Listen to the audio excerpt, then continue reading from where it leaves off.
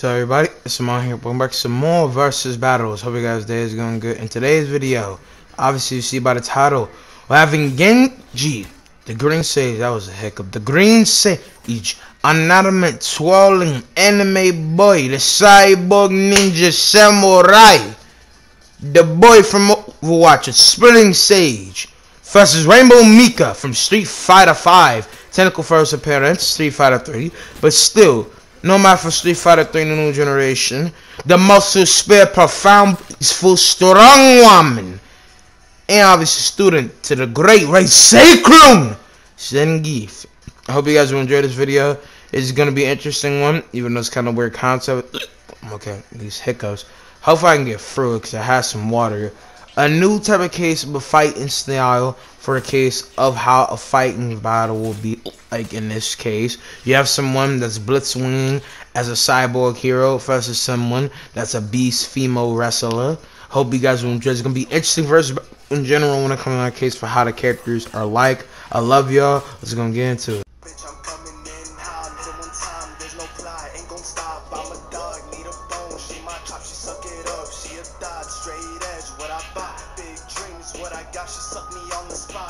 Yeah, I'm pushing only penis, buzz in the face, I'm dipping the beans, she's still gonna call, that's my thesis, pushing penis, as we do what I do, loud, so cool, all I do is speak.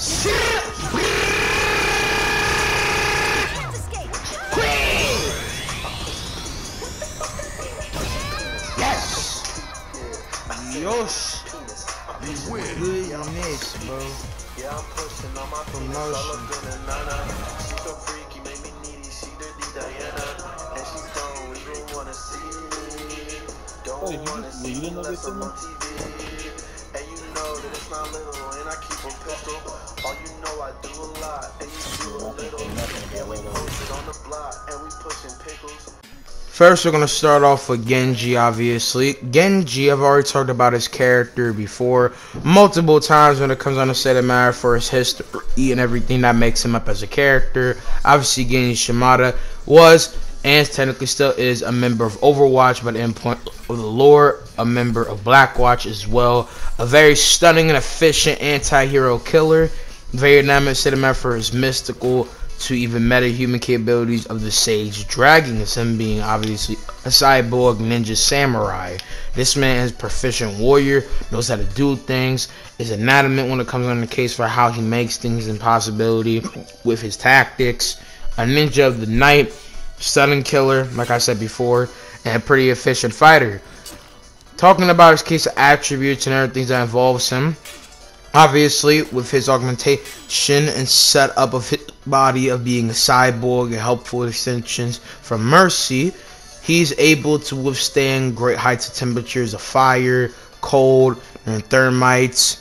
He has good case of durability in comparison to bullets, arrows from his brother with different augmentation with his arrows, and is able to rival his brother in skill and overarchingly overshadow him when it comes down to same matter for his skill, finally, instead of being butchered like he was when he was younger. With these cases of augmentation, he's able to move a lot more faster as speed in a rival place of Tracer, low fodder when they're just sparring, which just makes Genji's speed equivalent to just at a very minimum state of matter like Mach 4 to Mach 5, like good pretty much. He's able to dodge bullets and then lasers and stuff, so he's pretty good. Not like in faster light equivalent, but he's at a good place moniker of speed, obviously, like I said before. The cinematic for how his speed and correlation in case of how he contributes his masterful capabilities and other places hold different weight and different points when they're in place and impact together in different format. When it comes down to Genji and what he's able to do in main case and placement matter for capabilities, he's just able to make different capabilities of his arsenal and make it work to the count. When it comes down to what he's able to do from a general baseness of how he makes this out, was obviously as being a ninja, try to get in silently and efficiently and not have any distractions at the same time. How Genji operates, he moves fast, he's able to kill a bunch of different armed men in a few seconds.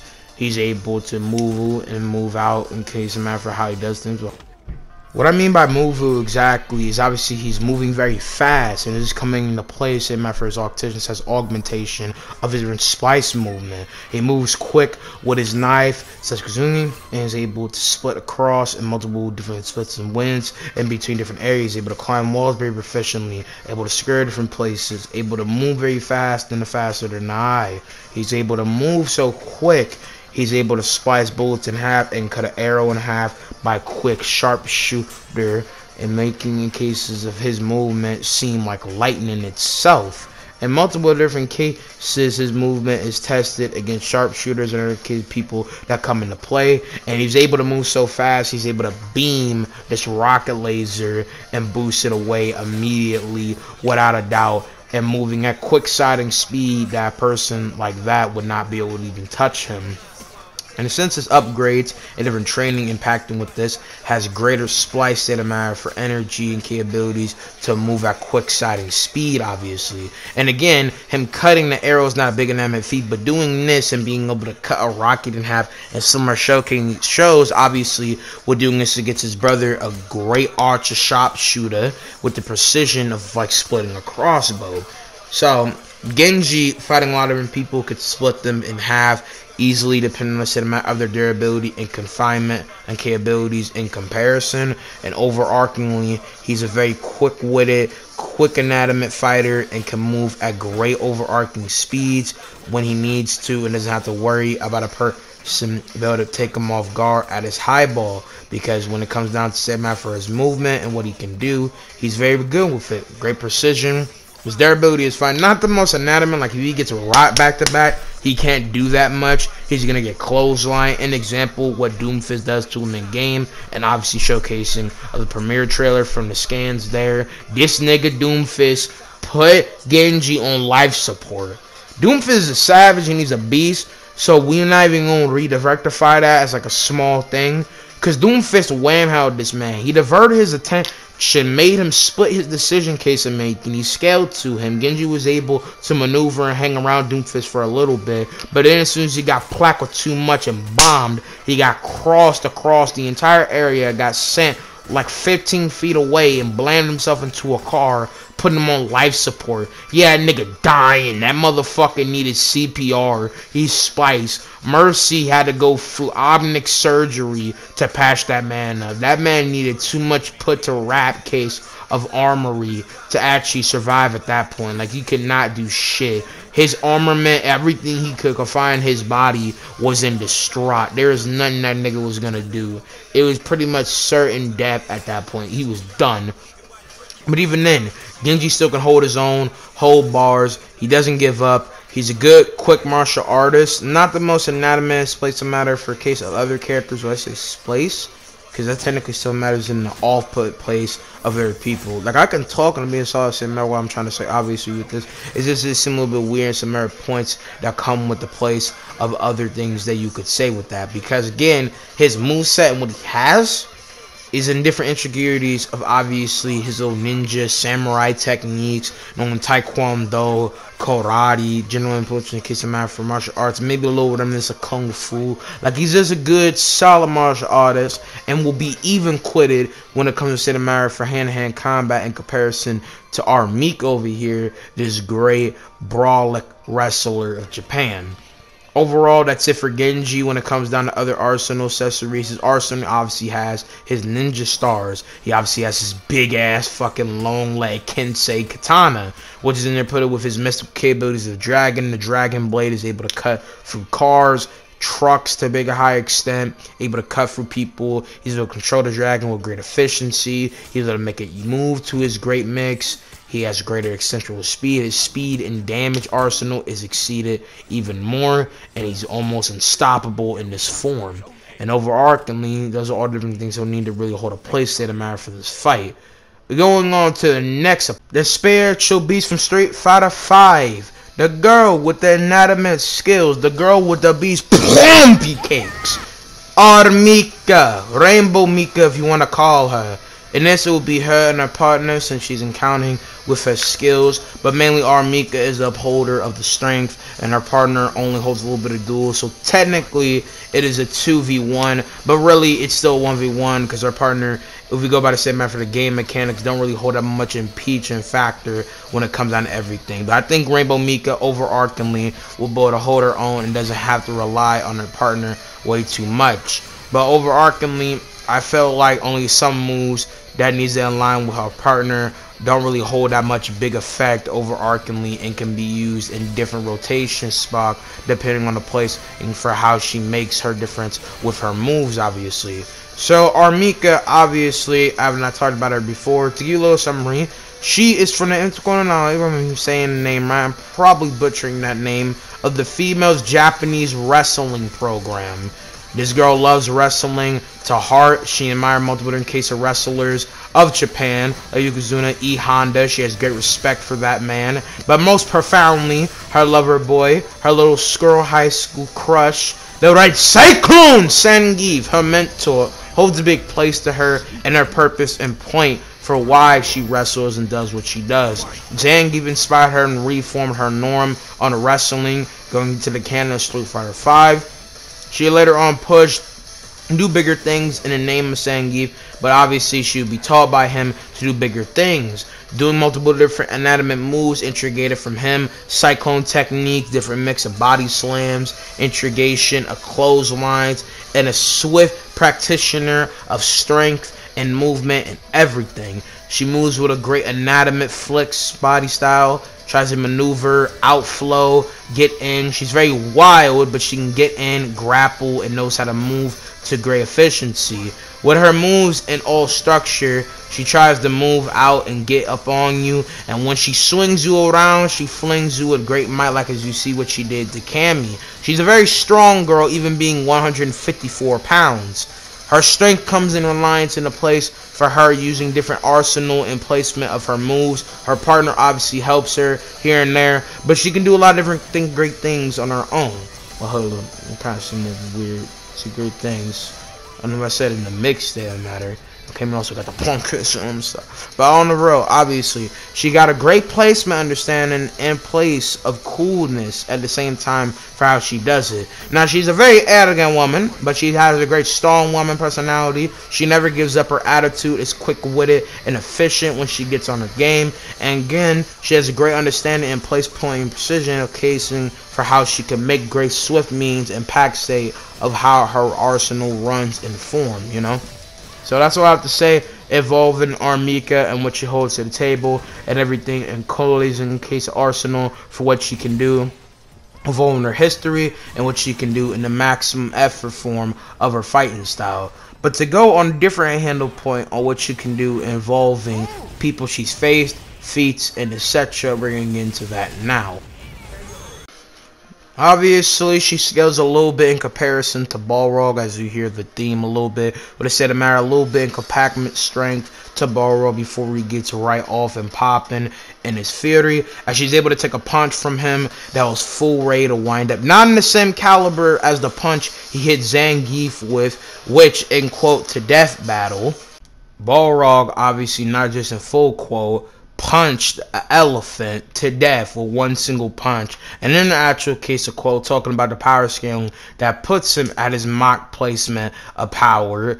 Commonly use their skulls to knock down trees, meaning they can withstand a force of at least 10,000 pounds. The strongest punch ever recorded comes from heavyweight champ Frank Bruno with a force of 1,420 pounds. A dangerous amount of strength to be sure, but still only 1/7 of Balrog's potential. Meaning that with his power in general low falling that in comparison to the matter for her taking this laid out punch on her chin and be able just to budge that off. Not with the same muscle mass power by Zangief, because that nigga put his whole soul into his punch, punching Zangief in the chest. And Zangief just budged that bitch off with muscle strength. She budged that off. So to actually calculate with the power, which in full scale, having his power scaling with the punch being 10,000 pounds, if we decrease 10,000 pounds to 50, that would make, to fully put in the calculator here, bring out the ultimate calcs here, that by 50%, hold up,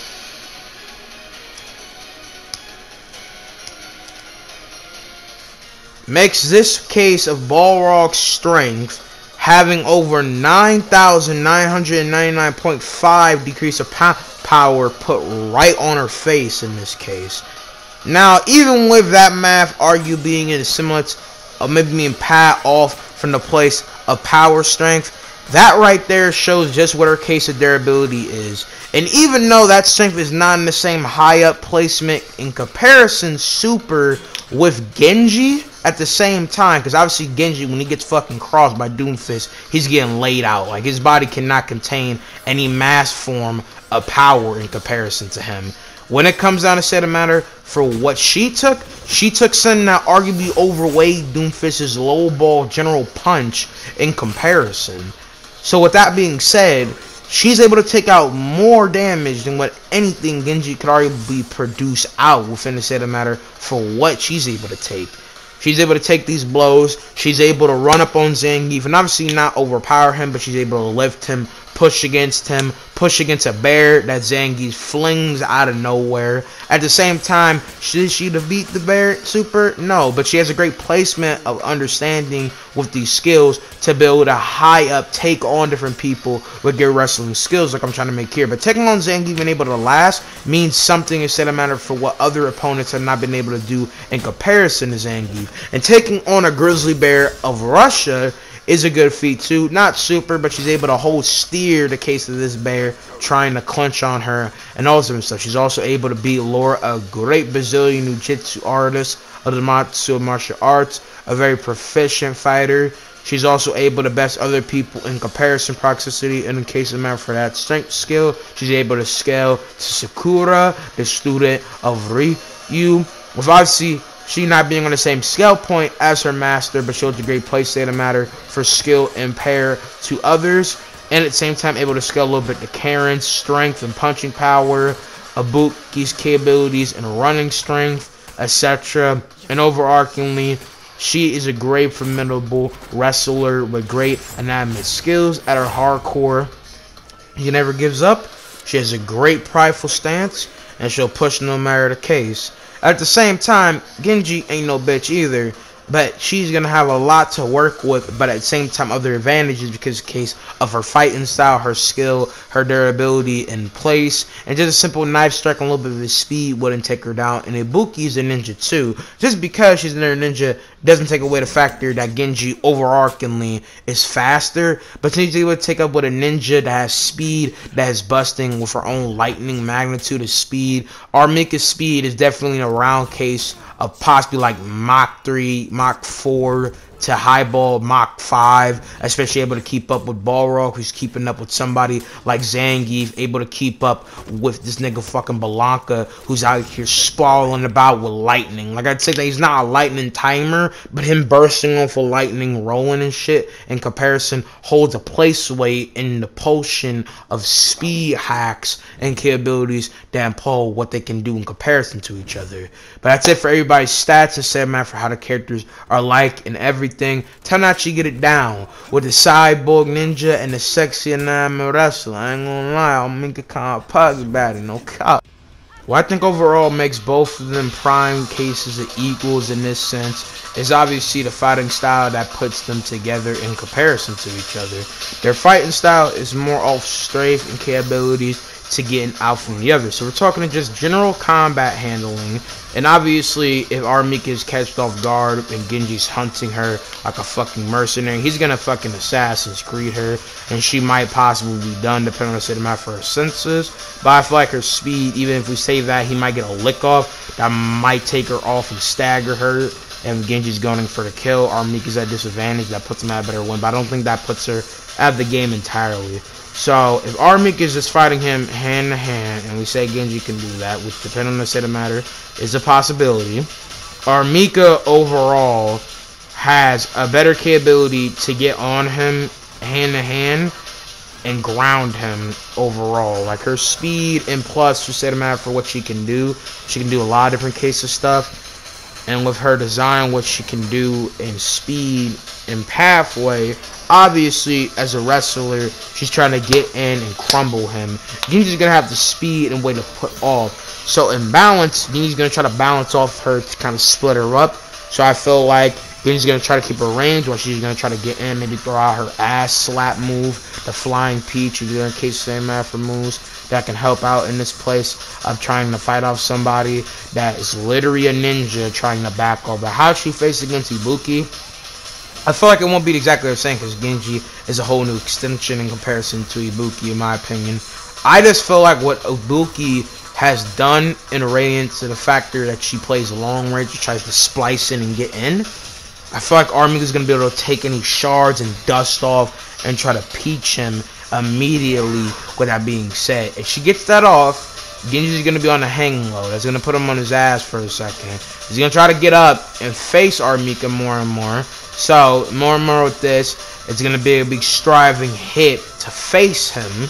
And so she can push him away, get him off balance, and try to wrestle him and ground him. Now, pulling out with the knife and stuff, he's going to be able to maybe cut her up, get her a little bit injured there, make her start bleeding, you know what I'm saying? But not full off, because she can take hits. In comparison to the other, it takes a good minute to really put her off place. But I feel like overarchingly, she'll be able to hold her own in the grand scheme of things. It just depends on how she makes her call, an adjustment call to fighting and stuff. So how her ballistic and ballistic case of fighting style is. Wait, hold up. Is I even know the word ballistic? That's a word. Ballistic? Ballistic? Ballistic? I don't think that's a word. It's whatever. Another word that comes into this, her fighting style that comes into potency of being wild and ballistic and embracing a lot more hits to try to recoil in some goodness of fight in and getting in, because she's very sluggery with her wrestling style, you know what I'm saying? Like, not even trying to talk dramatic, just in placement of what she does and how she fights. She's going to be a very heavy hitter. Genji can dust off, maneuver, take her away from the battle in a way, and maybe try to go ahead and pull something else. I feel like overall with his speed and stuff, she'll have a hard time. But overall, if Genji gets hit, because all of the given case scans, Genji does not have good durability. He's soft. He has sensitive body. His machinery will help him take some implement and stuff. But the way R.Mika does things, if you don't have good durability, or you don't have the recoil placement stamina for strength that R.Mika does, and the fact that R.Mika is able to lift bigger opponents than her and do all these different brawler pent up power margins of strength and shit, and wrestle a fucking bear, I feel like she's just gonna overall ground slam Genji, and he's gonna be dazed, and there's nothing he's gonna be able to do. Because when it shows in the factor that Genji gets hurt and can't put up that much else of a fight, he gets put on fucking life support. Like, when he gets opened up, it's bad. And that goes for anybody, but with him, it's fucking bad. He starts fucking malfunctioning. I feel like R.Mika is going to literally put him on a seizure ring. He's not going to be able to take the punishment. You know what I'm saying? His overarching fight capability is not going to be on the same spring as what other characters can do. It's from the sheer factor that R.Mika is on a whole different level, and she's going to be doing stuff that Genji doesn't have any capability or tolerance amount for, because he's on a whole different wing. Because of the fact that with him, obviously with the wing, he's on a different wing stamina for his durability, not in a good way, not to kind of like change it up, because R.Mika is on the strength aspect, because he's on a different wing point. He gets opened up, he's fucked. He doesn't have a good way of balancing. You try to stay away, but R.Mika is going to get in. His throwing knives / case of these throwing stars are not going to work. Ninja Star, all these spice set of matter of his eccentricity and all this different stuff is not going to claw in on R.Mika, and it's more just going to try to stray her away. And I feel like realistically, R.Mika is just going to take that, and it's not really going to matter, if I'm being honest. Like, it really doesn't matter how much he tries. She's going to be able to get in. Like, it's going to push her away, but unless Genji distracts her, which could be easy, because R.Mika isn't dumb, but she's a very meathead female. Like, she's a very hot-headed woman. She doesn't really have good concentration, state of matter for thinking. Obviously, as being a fighter, she has a great quick mind understanding in the case for when she needs to be quick-witted and think.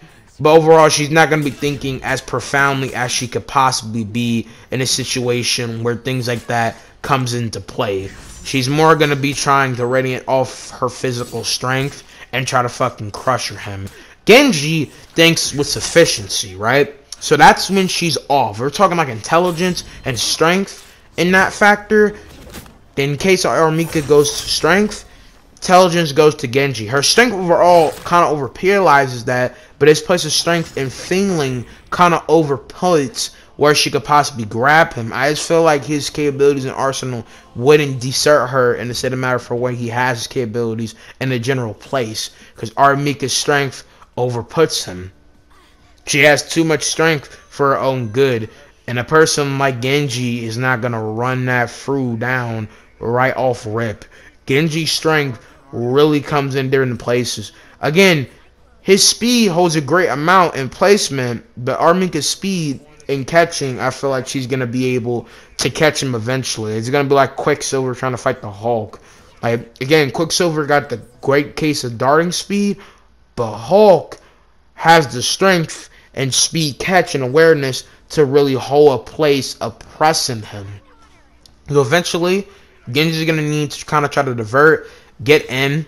R.Mika's going to run up in there, get on him, going to try to put him down, going to try to get him with some other diversion, placement, case of moves, and really get up in there and take him down for the count. I feel like if we're just talking hand-to-hand combat, he can strafe over her, get him some hits and others. So obviously, if he hits a vertical bull, it's going to be a big hurt, obviously. But that vertical bull, which hold a vertical, because it's fatal with that, but I'm saying vertical because it's the same matter for what he'll put into play. I'm not trying to keep cutting back on that case of what I'm trying to say, but you guys get what I mean overall. If he gets into close with the right place of a hit to get a fatal or vertical blow that puts her a little bit off course, that's when he has on a stagger. It's pretty much whoever gets a person off blow, because both when they're opened up don't have the best handle course of action. But if she opens up on Genji and grabs him, there's nothing Genji can do at all. He does not have the strength, and she's going to be able to crumble him. If she literally does one of her moves where she's full crunching your body and craters you, Genji's is going to die right there and there. Like, I feel like she'll just kill him if she does that. He won't live. He's going to die. Literally, he's going to fucking die. He's not going to go to fucking live. Genji's hits will put her down, but it's going to be hard to even make her bleed. It's going to be hard for him to really hold a big cornerstone hit. If he can't dish out, which he's not, the only way he'll be able to do that, which is where we go into his dragon. The Sage Dragon, easily, in comparison with it being able to cut a big-ass metal Omnic, what is Sector? I almost forgot the type of robot organization, the Omnics. Big-ass arm. With that being said, that can easily cut R.Mika in half, and if he goes for decapitation, she's going to die. So that's if he brings that out. The only way R.Mika holds a place against the Dragon Blade is if she maneuvers, grabs him, overpeers against that. How the dragon is like incompounded within the form of the Dragon Blade. Because Dragon Blade is obviously his big ass Kensei Katana. They mixes and merges a place of his great Power Ranger energy, and instead cuts for incompounded within the dragon power. But that power calls into resonance when a case of his blade that if he strikes and moves, he'll be able to dart her. Speed-wise, he has an overparallaxing capability to do that. I feel like R.Mika, if she was going to be able to take it, she has to have heavy block resistance, which maybe she might. But if she tries to go ahead and do what she did to Balrog, she is going to die, I feel like. I feel like Genji is just going to split her in half and pull what Black Noir did to Khabib, and at the same time do what he did to Starlight in this scenario. Just fucking swing, swing, shing, shing. She dead. Dunzo, man. She's fucked. There's nothing she's gonna do. And even if she somehow survives one of them hits, he's gonna come back more faster. She's not gonna see him, and he's gonna cut her in half. It's simple as that. But that's if he removes the blade and if he can possibly get that. Because she has the speed, awareness to be able to possibly move. I just feel like she's not going to be that much cunning to push off and parallel set a matter for what he can do in speed and correlation with that. And I just feel like Genji's going to be way too fast. Genji has way better understanding in that case.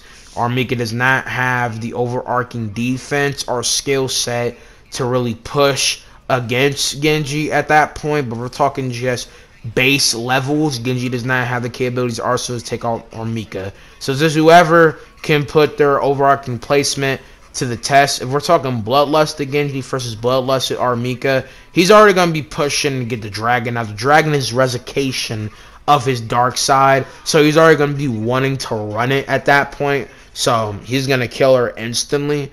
I feel like it can go either way. Who I think wins overarchingly in a peer set overall, even counting with the blade, just Genji's durability and her speed and equivalence in cinema, what she can push out and other stuff, I feel like R.Mika wins, honestly. Just from that, if we're talking when he gets the blade, obviously I think he would overarchingly 7 to 8 out of 10 win, and R.Mika holds a 7 out of 10 if it's base placement.